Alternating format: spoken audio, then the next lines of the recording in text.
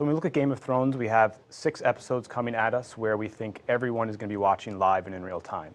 So what we've done is we've taken each of the main characters and priced them based on the probability of their likelihood to actually sit on the Iron Throne at the end of the final episode. So for us, we're trying to push this back to the people who are going to watch and let them really engage and experience Game of Thrones in a new way so they can ultimately buy and sell shares before the episode, during the episode, or after the episode. Tuesday, while they're talking about it with their friends at work, they can open up the market and figure out if they want to buy more Jon Snow or maybe even buy some Tyrion.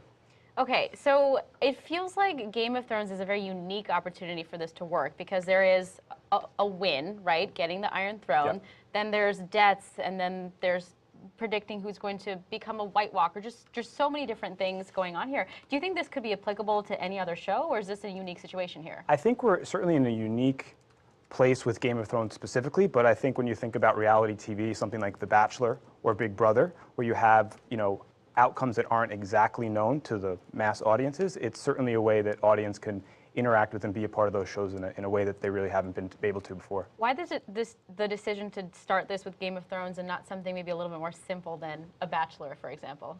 I think for us, it's just about the timing of where we are right now. We just really soft launched for NCAA tournament, and we think this is a great way to roll this over into getting some of those fans from the sports side of things over to a non-sports experience on Ball Street. How much money are we talking here? What does it look like? Well, it's all going to be dependent on the number of players. We're going to pay out the top 20% of everyone who comes and plays with us, and the more players that ultimately come and play will ultimately get paid. What out. are you expecting? Just give a ballpark. I mean, I have no context for this. Yeah, I mean, I think when we launch for episode 1, we're going to look to potentially cap the market to ensure that the exchange works as we expect, and then slowly begin to expand out as more demand hits what players wanting to play. And hopefully, when we get to the finale, we're hoping to have north of 10 to 20,000 players. How would you, I mean, obviously there's some people who know this, right? You know, people who wrote the show, people who worked on the show, Sure. they know this stuff. How do you prevent them from getting involved and kind of poisoning the game a little bit? I mean, if they want to risk their job at HBO for Ball Street They're Trading, done. I It's the last certainly season. welcome It's them the to last do season, so. though. They don't have, I mean, I think also too, spoilers. I don't know. Spoilers are part of the fun. Yeah. Right. HBO is notorious for putting false scripts out, for putting teasers Filming and fake teasers. scenes even? Exactly. Yeah. So I'm still waiting to see how The Sopranos ended.